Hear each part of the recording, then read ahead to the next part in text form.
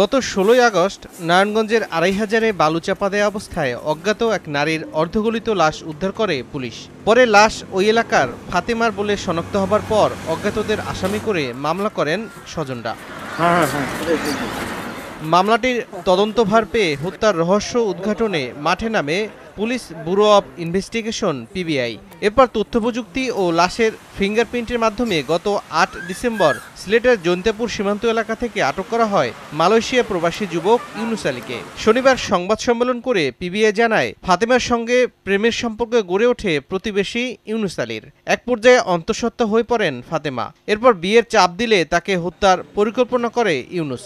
১০ August রাতে ফাতেমাকে phone করে বিয়ের কথা বলে নির্জন স্থানে নিয়ে যান তিনি। এরপর তাকে শ্বাসরোধে হত্যা করে লাশ বালির নিচে পুঁতে রাখে।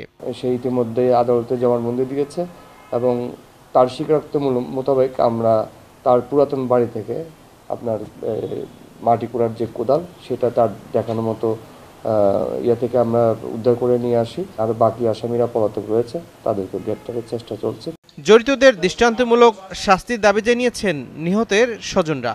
10 আগস্ট বিকাল 5টার পর আমার বোন আমার নানি বাড়ি থেকে বের হওয়ার পরে বিকাল 6টার পরে আমার বোনের মোবাইল বন্ধ। এরপর থেকে আমার বোন নিখোঁজ। যে মেল আসামি ধরছে তাদেরকে বিচার চাই। বাকি আসামি ধরার লাগে আমি অনুরোধ জানাই। হত্যা মামলাটিতে ইউনুসকে গ্রেপ্তারের পাশাপাশি তার পরিবারের আরও 5 জনকে অভিযুক্ত করা হয়েছে।